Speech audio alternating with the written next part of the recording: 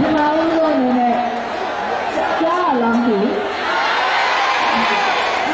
ပထမဦးဆုံးအနေနဲ့ကြားလို့ဒီမှာရောက်လာတာနောက်ကြတဲ့အတွက်တောင်းပါပါလေနောက်ကြတာကိုလည်းစိတ်ရှိလက်ရှိနဲ့စောင့်ပြီးတော့ကြိုးစားရတဲ့အတွက်လည်းအများကြီးပဲကျေးဇူးတင်ပါတယ်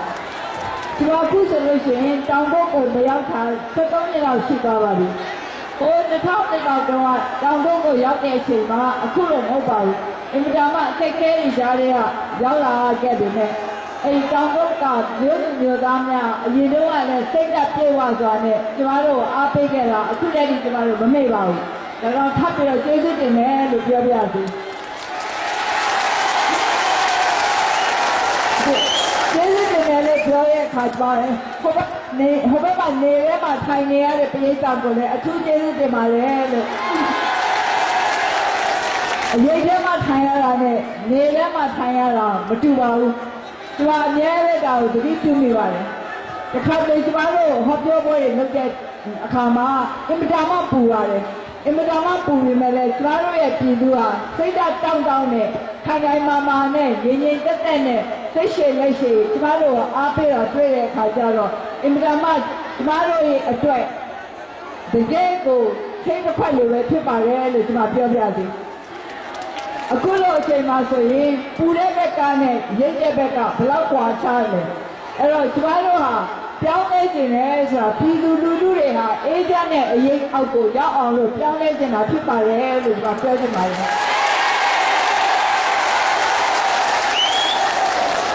ကျမတို့နိုင်ငံပြည်ထောင်စုဖြစ်ပါတယ်နိုင်ငံကျယ်လဲကျယ်ဝန်းပါတယ်နေရာဒေသအမျိုးမျိုးရှိပါတယ်ဒါပေမဲ့ကျမဘယ်ပဲရောက်ခဲ့နောက်ဆုံးတော့ပြည်သူလူထုတွေရဲ့ဘဝတွေဟာတူပါပဲကျမတို့ရဲ့ပြည်သူလူထုတွေဘယ်မှာပဲဖြစ်အေးချမ်းချမ်းလုံခြုံနဲ့နေကြကြတာပဲ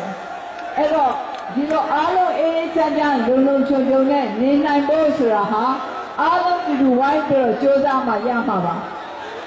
ကျမတို့နည်းနည်းအဒီရှိရလူတွေနည်းနည်းထိုင်ပေးကောင်းမှမသိဘူးအဲ့တော့မှအနောက်ကသက်သာအောင်လို့ဒါတော့ထိုင်လိုက်လို့ရှိရင်နေပူရနေတဲ့သက်သာပါလိမ့်မယ်နေတော့မထိုးဘူးပေါ့တော့နေပါပဲအနောက်ကထနေတော့ရပါတယ်ဒီရှေ့ပိုင်းကနေပြီးတော့နည်းနည်းထိုင်ပေးလို့ရှိရင်တော့အားလုံးကအဆင်ပြေမလားလို့ပါကျေးဇူးတင်ပါတယ်ကျမတို့အခုပေးသက်ထဲမှာဆိုလို့ရှိရင်2000တုန်းကကျမလာတော့ခလေးဘဝနဲ့တွေ့ခဲ့တဲ့ပုံကိုယ်တွေများပါလားမသိဘူးအဲ့ဒီ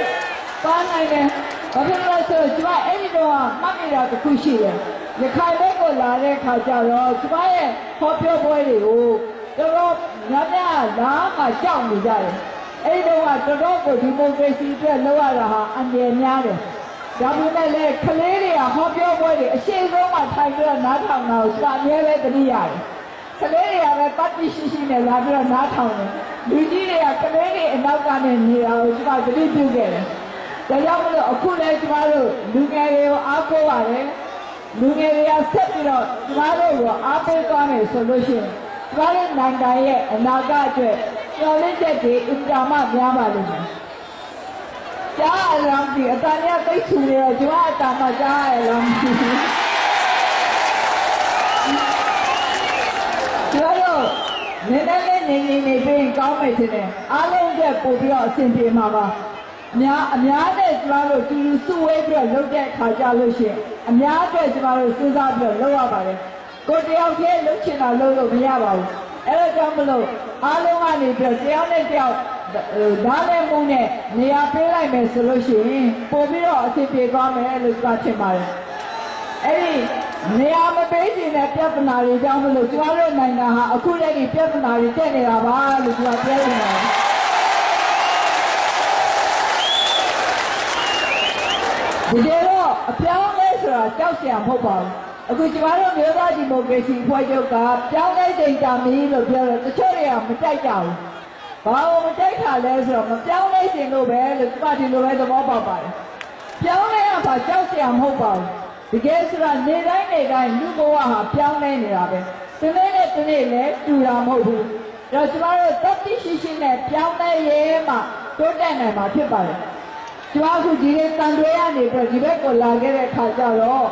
အရင်ကနေမတူအောင်ပေါ့နော်လမ်းတွေတော့ဖောက်ထားတော့တွေ့ရပါတယ်ဒါပေမဲ့လေလမ်းတွေကဖောက်သွားတယ်တိတ်ပြီးတော့မကောင်းဘူးလို့ကျွားအမှန်တိုင်းပြောရမှာပဲကျွားကားထဲမှာလာခဲ့ရတာဒီခါလေးမြင်းစီရတာလည်းဆိုးတယ်ခုံသွားနေဒလားတော့ပဲအဲ့တော့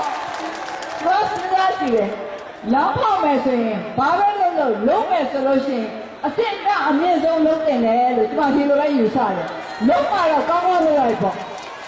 နော်ကျွန်တော်ရဲ့နိုင်ငံရဲ့ဖွံ့ဖြိုးရေးနဲ့ဒီလိုပါပဲအထူးသဖြင့်ရခိုင်ဘက်မှာဆိုလို့ရှိရင်ဖွံ့ဖြိုးရေးနည်းတယ်ဆိုတော့ကျွန်တော်သတိပြုမိပါတယ်လမ်းကနေပြီးတော့ရွာလေးတွေကိုဖြတ်လာတဲ့အခါကျတော့ဖွံ့ဖြိုးမှုကနည်းနေတယ်ဆိုတော့ကျွန်တော်တွေ့ခဲ့ရပါတယ်အဲ့တော့ဖွံ့ဖြိုးရေးလုပ်မယ်ဆိုရင်လည်းထိထိရောက်နဲ့ပြည်သူကိုတကယ်ကိုအကျိုးပြုနိုင်တဲ့စီမံကိန်းတွေနဲ့လုပ်ဖို့အင်မတန်မှလိုအပ်တယ်လို့ကျွန်တော်ထင်ပါတယ်။ငပလီတစ်လျှောက်မှာဆိုလို့ရှိရင်ဟိုတယ်ကြီးတွေနဲ့ကမ္ဘာခရီးသွားလုပ်ငန်းတွေနဲ့ပြည့်နေတယ်ဆိုပေမဲ့အဲ့ဒီဘေးပတ်ဝန်းကျင်ကရွာလေးတွေကပို့ပြီးတော့ချမ်းသာလာတော့ကျွန်တော်သိပြီးတော့မမြင်ရပါဘူး။ဒါတွေဟာတစ်ခုခုတော့လိုနေပြီလို့ကျွန်တော်ထင်မိပါတယ်။အများမချမ်းသာပဲနဲ့လက်တဆုပ်ကပဲချမ်းသာတယ်ဆိုတော့စစ်မှန်တဲ့ဖွံ့ဖြိုးရေးမဟုတ်ပါဘူးစစ်မှန်တဲ့ဖွံ့ဖြိုးရေးဆိုတာအများချမ်းသာမှာပါအများအေးချမ်းချမ်းဖူဖူလုံလုံနဲ့နေထိုင်ရမှာအဲ့ဒီအများကနေပြီးတော့အေးချမ်းချမ်းဖူဖူလုံလုံရှိတဲ့အထက်က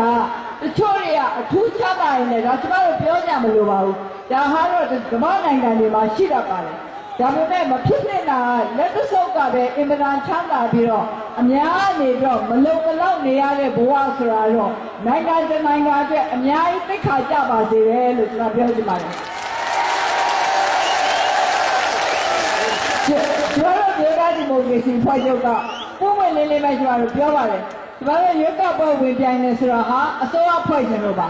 အစိုးရဖွဲ့ခြင်းနေဆိုတာအစိုးရမှာပဲလုပ်ပိုင်ခွင့်တွေရှိတာပါအစိုးရမဟုတ်ဘဲနဲ့တော့ကျွန်တော်တို့ကဟောပြောလို့ရမယ်ကန့်ကွက်လို့ရမယ်အတိုက်ခံနေနဲ့ရပ်တည်လို့ရမယ်ဒါပေမဲ့ကျွန်တော်တို့နိုင်ငံအတွက်ကျွန်တော်တို့လိုအပ်တဲ့အပြောင်းလဲတွေတော့ကျွန်တော်တို့အကောင့်အထည်ဖော်ပိုင်ခွင့်ရှိမှာမဟုတ်ပါဘူးအဲ့လိုရှိဖို့ဆိုတာဟာကျွန်တော်တို့အစိုးရဖြစ်ဖို့လိုပါတယ်ဒါကြောင့်ကျွန်တော်တို့အစိုးရဖြစ်ဖို့အတွက်မဲပေးကြပါလို့ကျွန်တော်တောင်းဆိုနေတာဖြစ်ပါတယ်ကျွန်တော်တို့မဲတောင်းတဲ့အခါမှာစီးအောင်တဲ့အခါမှာပြည်သူလူထုရဲ့ထောက်ခံမှုကိုတောင်းတဲ့အခါမှာဘယ်တော့မှကျွန်တော်တို့ဥပဒေပေါင်းအပြင်ဘက်ကမလုပ်ပါဘူးကျွန်တော်တို့ဥပဒေပေါင်းအတွင်းကနေပြီးတော့မှန်ကန်ပဲလုပ်ပါတယ်ကျွန်တော်တို့ပုံကိုရေးရတဲ့ဘယ်သူ့ပေါ်မှာတိုက်ခိုက်ပြီးတော့စီးအောင်နေဆိုတာမလုပ်ခဲ့ဘူးပါဘူးလို့ကျွန်တော်တို့ပြောရပါတယ်ကျွန်တော်တို့ဟာစနစ်ကိုပြောင်းကျင်တာပါစနစ်တစ်ခုကိုမကျေနပ်တာဖြစ်ပါတယ်ဒီစနစ်ကိုပြောင်းလဲဖို့ဆိုတာဟာပြည်သူရဲ့ထောက်ခံမှုနဲ့မှကျမတို့လုပ်လို့ရမှာပါပြည်သူကဒီတတိယတွေခံပေးမှချင်တယ်အနောက်ကလူတွေတောင်းမှမမြင်အောင်အဲတတိယတွေလည်းခံပေးလိုက်ပါ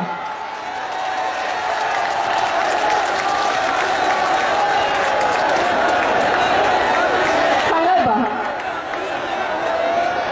ဒီတတိယတွေအရှိအတတိယတွေကမထိုင်တဲ့ခါကျတော့နောက်ကပိဋကမမြင်ရတော့အဲ့တော့နောက်ကလည်းမထိုင်ဘူးဖြစ်နေတယ်ခါရပါမြတ်ပဲသတင်းတော့တင်လဲဓာတ်ညီတို့ခွင့်ရဲပဲရမှာပေါ့ Please sit down. If you don't sit down, the people at the back cannot see. So please sit down, all of you who are at the front.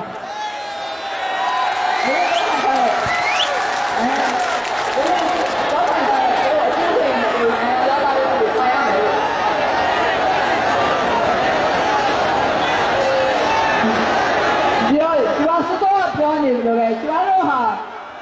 they go away to see on that comma. The next cool down in tomorrow, see on Nava. The younger tomorrow project solution, where on your solution, the next or Dika Tapio, tomorrow, where I come up to buy. Tomorrow night, I'm saying, and now be to address, Timothy there, and now be to go, Lula Monet, Lojo, but pen I next to go. အများဆုံးပြောင်းဖို့လိုပါပြီလို့ကျွန်မအနေနဲ့ပြောချင်ပါတယ်။ကျွန်တော်လည်းနားမလည်လို့မေးကြတယ်ဒီကအစုလေးကဘာဖြစ်လို့ထနေလဲ။ နဖူးကြီးရဲ့ခဏခောက်ထားလို့ရပါတယ်ကျွတ်သေးသေးတင်ပါလေဖတ်ပြီးပါပြီဒါနဖူးကြီးရဲ့လည်းခောက်ထားလိုက်လို့ရှိရင်လည်းအနောက်ဘက်ကလူတွေပို့ပြီးတော့မြင်ရမယ်ထင်ပါတယ်ပြီးတော့ဒါလေတကယ်ဆိုလို့ရှိရင်ဒီဟာဒီပုံကိစ္စသင်ခန်းစာလက်တွေ့သင်ခန်းစာပဲအများနဲ့အတူလုပ်တဲ့အခါမှာအားလုံးကနေပြီးတော့အလျှော့အတင်းဆိုတာလုပ်ရတယ်အပေးယူဆိုတာလုပ်ရတယ်တချို့တွေကအပေးယူဆိုတာဘာလဲဆိုအားလုံးကအားလုံးယူမယ်ကြံတဲ့လူကအားလုံးပေးလို့အဲ့လိုမြင်တယ်အဲ့လိုလည်းမဟုတ်သေးဘူးအပေးယူဆိုတာမျက်နှာတတာရှိရမယ်ကိုယ်ကလည်းပေးရမယ်ယူလည်းယူရမယ်သူကလည်းယူရမယ်သူကလည်းပေးရမယ်အဲ့ဒီလိုကျွန်တော်တို့ဆက်သွားနိုင်မှဒီနိုင်ငံဟာတိုးတက်နိုင်မှာပါကျွန်တော်တို့အနေနဲ့ပြည်သူရဲ့ထောက်ခံမှုပြည်သူရဲ့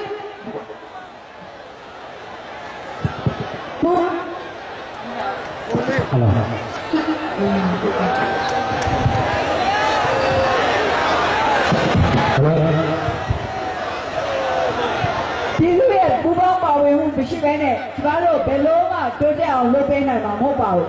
ဒါကြောင့်မလို့ကျွန်တော်တို့တနိုင်ငံလုံးအတိုင်းအတာအထိစေအောင်ရတာဖြစ်ပါတယ်ကျွန်တော်တို့ကချင်ပြည်နယ်လည်းရောက်ခဲ့ပြီးပြီတနင်္သာရီလည်းရောက်ခဲ့ပြီးပြီရှားလည်းကျွန်တော်တို့ရောက်တယ်အခုဒီဘက်အနောက်ဘက်ဆုံးဖြစ်တဲ့ရခိုင်ကိုကျွန်တော်တို့ရောက်လာတာဖြစ်ပါတယ်ဒီလိုကျွန်တော်တို့နိုင်ငံရဲ့အရှေ့နောက်တောင်မြောက်အားလုံးပြည်သူပြည်သားများပြည်တော်စုသားများပါဝင်မှကျွန်တော်တို့လိုချင်တဲ့စနစ်အပြောင်းလဲမှုကိုကျွန်တော်တို့လုပ်နိုင်မှာပါစနစ်ကိုမပြောင်းလဲဘဲနဲ့တော့ကျွန်တော်တို့ဒီမှာပြောင်းလဲနိုင်မှာမဟုတ်ပါဘူးအခုကျွန်တော်သတိထားမိတာတော့ကျွန်တော်ရန်ကုန်မှာဆိုလို့ရှိရင်လှန်ကာယာမှာသွားတွေ့တစ်ခါတစ်နေ့သွားပါတယ်သွားတော့အဲ့ဒီမှာလှန်ကာယာမှာလာပြီးတော့အလုပ်လုပ်နေတဲ့အမျိုးသမီးလေးတွေရဲ့တဲခိုတဲ့နေရာပေါ့နော်အဆောင်ကိုကျွန်တော်သွားပြီးတော့လဲပါတယ်လဲတော့အဲ့ဒီအခါမှာရခိုင်မျိုးသမီးလေးတွေတော်တော်များများတွေ့ခဲ့တယ်ကျွန်တော်မေးတယ်ဘာဖြစ်လို့တော့အဝေးလာပြီးတော့ရန်ကုန်မှာလာပြီးအလုပ်ရှာလဲလို့တချို့ကအလုပ်မရသေးဘူးစောင့်နေဒီလိုပြောတယ်အိမ်မှာအလုပ်မရှိလို့တဲ့ကျွန်တော်တို့ရခိုင်ဘက်မှာအလုပ်မရလို့ရန်ကုန်ထိလာပြီးတော့အလုပ်ရှာရပါလို့ဆိုတော့ဒါကျွန်တော်တို့ရဲ့ပြည်တော်စုကြီးဟာဘယ်တော့တိုးတက်ဖို့လိုနေလဲဆိုပြတာပါကျွန်တော်တို့နိုင်ငံသူနိုင်ငံသားများဟာကိုဗစ်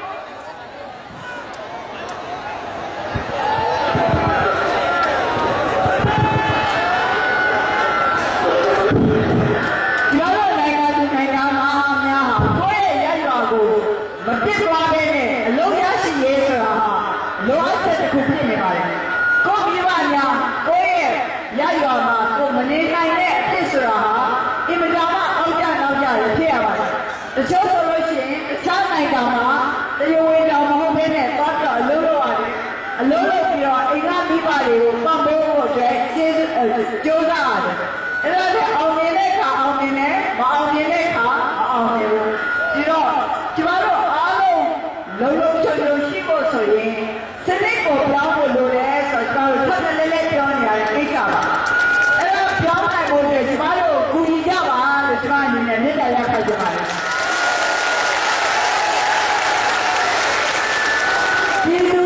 ပြည်သူရဲ့ကူညီမှုမရှိဘဲနဲ့ဘယ်စနစ်ကိုမှထိတိရောက်ပြောင်းနိုင်မှာမဟုတ်ပါဘူးတချို့ကတော့အားလုံးလုပ်ပေးမယ်ဆိုတော့ဂတိပေးကြပါတယ်ဟိုအားလုံးပေးမယ်ဒီအားလုံးပေးမယ်ကျွန်မအများပဲပြောပါတယ်အဲ့လိုဂတိပေးတဲ့လူတွေမယုံပါနဲ့လို့ဂတိကြည့်ဖို့အရေးကြီးပါတယ်ပေးဖို့ကတော့လွယ်ပါတယ်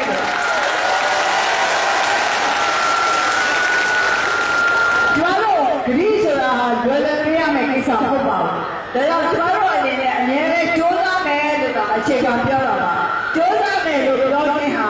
ကိုယ့်ရဲ့ကျွန်တော်အဖွဲ့ချုပ်ရဲ့အရေးချင်းကိုလုံးရိပ်ကိုင်းကိုကျွန်တော်မယုံကြည်လို့မဟုတ်ပါဘူးပြည်သူလူထုရဲ့ထောက်ခံမှုကိုမရဘဲနဲ့မလုပ်နိုင်လို့ပြည်သူပါမလုပ်နိုင်တယ်ပြည်သူပါအောင်လို့ကျွန်တော်ကြိုးစားမှာအဓိကဖြစ်ပါတယ်အခုရွေးကောက်ပွဲပါလေကျွန်တော်ပြည်သူလူထုအားလုံးဝိုင်းဝန်းပြီးတော့ပါဝင်ပြီးတော့မဲထည့်ဖို့လိုပါတယ်ပြည်သူရဲ့မဲတွေမရဘဲနဲ့ကျွန်တော်တို့ဒီစနစ်ကိုပြောင်းလဲလို့ရမှာမဟုတ်ပါဘူးလူတိုင်းဟာအင်မတန်မှအရေးကြီးပါတယ်ကိုယ့်ကိုယ်ကိုတောင်းတထားကြပါလို့ကျွန်မအနေနဲ့မေတ္တာရပ်ခံချင်ပါတယ်ကျွန်တော်တို့ပြည်သူလူထုအားလုံးဟာကိုယ့်ရဲ့မဲတရားဟာဒီနိုင်ငံရဲ့အနာဂတ်ကိုပြောင်းလဲစေနိုင်တယ်ဆိုတဲ့စိတ်ဓာတ်နဲ့ မှာခေါ်ကြမှာ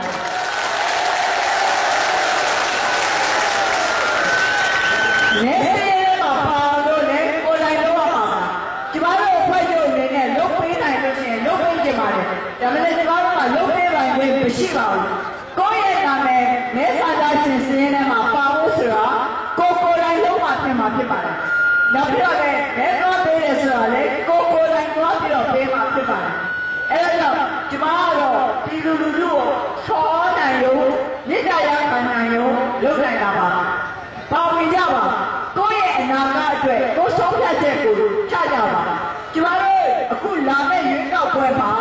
ရွေးကောက်ပွဲဟာဒီနိုင်ငံရဲ့အနာဂတ်အတွက်အင်မတန်မှအရေးကြီးတယ်ဆိုတာပြည်သူလူထုသဘောပေါက်စေချင်ပါတယ်နောက်ပြီးတော့လည်းကျမတို့အဖွဲ့ချုပ်အနေနဲ့ပြည်သူတွေရဲ့အစစ်ဆေးမှုကိုကျမတို့ခံရပါတယ်ဒီရွေးကောက်ပွဲတွေကျမတို့စီးရုံးတဲ့နေရာမှာဘယ်သူကမှကျမတို့ဟာမတော်မတရားတဲ့ကိစ္စတွေလုပ်ပြီးတော့မစီးရုံးရပါဘူးဆိုတာပြောရပါတယ်ကျမတို့ပုဂ္ဂိုလ်ရေးအရာကောအဖွဲ့အစည်းရဲ့အရာရောမဟာမကန်ကြီးတွေနဲ့တိုက်ခိုက်ခဲ့တော့ဘာမှမရှိရပါဘူးကျမတို့ကမူရတနေ့အရာကျမတို့သဘောမတူတဲ့ကိစ္စတွေကိုကျမတို့ဆန့်ကျင်ပြီးတော့ပြောတယ်ဘာကြောင့်ကျမတို့ပြောင်းလဲခြင်းလဲဆိုတာကိုကျမတို့ပြည်သူကိုတင်ပြတယ်ဒါပေမဲ့ကျမတို့ဟာမဲလုံးပေးပြီးတော့လည်းမစည်းရုံးခဲ့ဘူးချိတ်ချောက်ပြီးတော့လည်းမစည်းရုံးခဲ့ဘူးတခြားအဖွဲ့တွေကိုလည်းနီးမျိုးမျိုးနဲ့ပြဿနာရှာပြီးတော့မစည်းရုံးခဲ့ပါဘူးဆိုတာကျမပြောရပါတယ်ကျမတို့ရွေးကောက်ပွဲမှာနိုင်နေတယ်နိုင်နေတာရိုးရိုးနိုင်နေတာမဟုတ်ဘူးကျမတို့တရားရခိုင်တော့ပေါ်တက်တာနိုင်နေတာပဲဒါပေမဲ့ကျမတို့ဟာတရားမျှတတဲ့နည်းတွေနဲ့တိတ်ခါရှိတဲ့နည်းတွေနဲ့ပဲကျမတို့အနိုင်နေပါတယ်တိတ်ခါခဲ့တဲ့မမောက်မဟန်ကန်တဲ့နည်းတွေနဲ့နိုင်တာတဲ့ရှုံးတာမှာပို့ပြီးတော့ကောင်းနေတယ်လို့ကျမတို့လည်းသိကြပါတယ်ဘာဖြစ်လို့လဲဆိုတော့နိုင်ငံကိုတကယ်ပြုပြင်ပြောင်းလဲခြင်းလို့ရှိရင်ပြုပြင်ပြောင်းလဲခြင်းနဲ့အဖွဲ့အစည်းတစ်ခုအတွက်အရေးကြီးဆုံးအကိစ္စတော့ပြည်သူရဲ့ယုံကြည်မှုပဲပြည်သူရဲ့ယုံကြည်မှုမရလို့ရှိရင်ကျမတို့ဟာထိထိရောက်ရောက်အောင်မြင်ရင်ဘယ်ပြောင်းလဲဖို့မှအကောင့်ထဲပေါ်နိုင်မှာမဟုတ်ပါဘူး။ဒါကျမတို့ဟာအတီးနိုင်တဲ့ကလေးတွေကိုပြည်သူတွေကိုပေးမယ်မဟုတ်မှန်ကန်တဲ့ညီတွေနဲ့အစစ်အသားမရှိတဲ့ညီတွေနဲ့စီးအောင်မယ်ဆိုရင်ပြည်သူကကျမတို့ကိုယုံကြည်မှာမဟုတ်ပါဘူး။အဲ့တော့ကျမတို့ပြည်သူကမယုံကြည်လို့ရှိရင်အစိုးရဖြစ်လာပြီးကြတယ်ကျမတို့ဒီနိုင်ငံရဲ့အကျိုးကိုထားဆောင်နိုင်မှာမဟုတ်ပါဘူး။ဒါကြောင့်ကျမတို့ဟာတိတ်ခါရှိရှိနဲ့ပြည်သူရဲ့ယုံကြည်မှုရပြီးတော့မှရွေးကောက်ပွဲမှာအနိုင်ယူကြပါတယ်။ရွေးကောက်ပွဲမှာအနိုင်ရတဲ့အခါကျရင်ကျမတို့ဟာဒီနိုင်ငံဟာပြည်ထောင်စုကြီးဖြစ်တယ်။အားလုံးဟာဓာတ်တူညီမှုမြင့်ပြီးညီမှုပေါ်မှာအခြေခံပြီးတော့အခွင့်အရေးရနိုင်တယ်ဆိုတာကိုသဘောပေါက်တဲ့အလျောက်ရခိုင်ပြည်နယ်တိုးတက်ရေးအတွက်အင်တာမကြိုးစားရမယ်ဆိုတာလည်းကျမတို့လက်ခံထားပြဖြစ်ပါတယ်။ဒီရခိုင်ပြည်နယ်ဟာအင်တာမသဘောပေါက်ရအင်တာမလှပပါတယ်။အင်တာမလည်းကျွယ်ဝပါတယ်။ဒါကြောင့်လို့ရခိုင်ပြည်နယ်ဟာသဘောလှပါပြီးတော့သဘာဝအရာကျွယ်ဝရဲ့နဲ့ဘာဖြစ်လို့ကျမတို့ရခိုင်တိုင်းသားတွေဟာမချမ်းသာပါလဲဆိုတာမေးဖို့တော့အမေကိစ္စဖြစ်နေပါတယ်။ဒါကြောင့်ပြည်သူတွေချမ်းသာဖို့ဟာအဓိကပါ။နိုင်ငံချမ်းသာရဲဆိုတာအစိုးရအဖွဲ့ချမ်းသာတာပြောတာမဟုတ်ပါဘူး။ပြည်သူတွေချမ်းသာတာပြောတာပါဆိုတာကျမတို့အားလုံးသဘောပေါက်ဖို့လိုပါတယ်။ပြည်သူတွေချမ်းသာမှုပေါ်အတွက်ကတော့အစိုးရမှာတာဝန်ရှိပါတယ်။အစိုးရလုပ်ဖို့ခွင့်ရေးတောင်းပြီးဆိုတဲ့ကပြည်သူတွေအတွက်လိုအပ်မယ်ဆိုတဲ့တာဝန်တစ်ခုကပါလာတာပါတချို့ကတော့အစိုးရလုပ်တယ်ဆိုတာအာဏာရှိတယ်ဩဇာရှိတယ်အခွင့်အရေးရှိတယ်ငါတို့ပြည်သားစုတွေအတွက်ငါတို့တောင်းပန်လုပ်ပေးနိုင်တယ်အဲ့လိုချိန်ကြတော့မသိပါဘူးတကယ်တော့အစိုးရလုပ်တယ်ဆိုတာပြည်သူတွေအတွက်လုပ်ဖို့ပဲဖြစ်ပါတယ်ကိုယ့်ရဲ့ပြည်သားစုတွေလုပ်ဖို့မဟုတ်ဘူးကိုယ့်ရဲ့အဖွဲ့အစည်းကိုယ့်ရဲ့အတိုင်းဝိုင်းတွေလုပ်ဖို့ဟုတ်ပါဘူးဒါကြောင့်ကျမအခုပြည်သူတွေကိုတော့ကျမရဲရဲပြောနိုင်လာတယ်ကျမတို့မျိုးသားဒီမိုကရေစီဖွဲ့ချုပ်ရွေးကောက်ပွဲရအောင်လုပ်မယ်ရွေးကောက်ပွဲရတဲ့ခါကျလို့ရှိရင်ကျမတို့ရဲ့မျိုးသားဒီမိုကရေစီဖွဲ့ချုပ်ဝင်များရအထူးအခွင့်အရေးမတော်နဲ့ပါနဲ့လို့ခုတည်းကပြောထား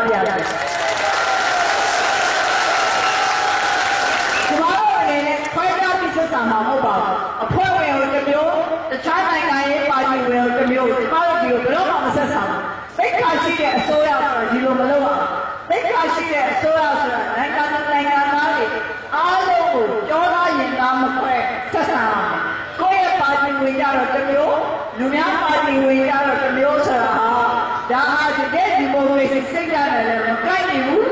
နိုင်ငံကိုလည်းတိုးတက်စေတဲ့စံနှုန်းစံထားတွေမဟုတ်ပါဘူးဆရာကြီးကပြောချင်ပါတယ်ဒါကျွန်တော်တို့အဖွဲ့တို့ဒါဟုတ်လားတော့ပြီးပေါ့နော်တချို့ကပြောတယ်တချို့အဖွဲ့အစည်းတွေပုံပေါ်တွေကမြို့သားဒီမိုကရေစီအဖွဲ့ချုပ်ရွေးကောက်ပွဲနိုင်မှာကိုသိကြောင်နေကြတယ်တဲ့ကျွန်တော်ပြောတယ်မကြောက်ပါနဲ့ကျွန်တော်ဘာမှခိကအောင်လုပ်ဖို့ရွေးချက်မရှိပါဘူးလို့ကျွန်တော်ပြောချင်ပါတယ်အားလုံးနဲ့ကျွန်တော်တို့ကောင်းအောင်လုပ်ပါမယ်ကျွန်တော်တို့အမြင်မှာတော့နိုင်သူရောက်တဲ့သိက္ခာဆိုတာသဘောထားရှိမှုနဲ့စတယ်နိုင်တဲ့သူကသဘောထားရှိရသဘောထားရှိရမယ်သိက္ခာရှိရကိုယ်တိုင်စဉ်းစားဘူးနောက်ပြီးတော့ရှုံးသွားတဲ့ကိုလေးလေးစားစားနဲ့တံမိုးထားအဲ့တော့မထားတော့ဘူးဆိုလို့ရှိရင်ကျွန်တော်တို့နိုင်ငံဟာဒီမိုကရေစီနဲ့ထိုက်တန်တဲ့နိုင်ငံဖြစ်တော့မှာမဟုတ်ဘူး။ဘာဖြစ်လို့လဲဆိုတော့ဒီမိုကရေစီစနစ်ဆိုတာဟာတစ်ချိန်လုံးအစိုးရပြောင်းနေတယ်။ကျွန်တော်တို့နိုင်ငံဟာအာဏာရှင်စနစ်အောက်မှာအနှစ်90ကျော်နေခဲ့ရတဲ့အခါကျတော့အပြောင်းအလဲကိုတချို့အသားပိုင်းကအင်္ဂလာကြောက်ကြတယ်။မပြောင်းတဲ့အမြဲတမ်းနေသွားမယ်လို့ထင်ခဲ့ကြတာတော့မသိပါဘူး။ဒါဆိုဖြစ်နိုင်တာမဟုတ်ပါဘူး။အိဋ္ဌတရားအရာကိုပြောင်းမှာပါ။အခုကျတော့ရွေးကောက်ပွဲအရာပြောင်းရပါမယ်လို့ဒီမှာနေတိုက်တွန်းနေပါတယ်။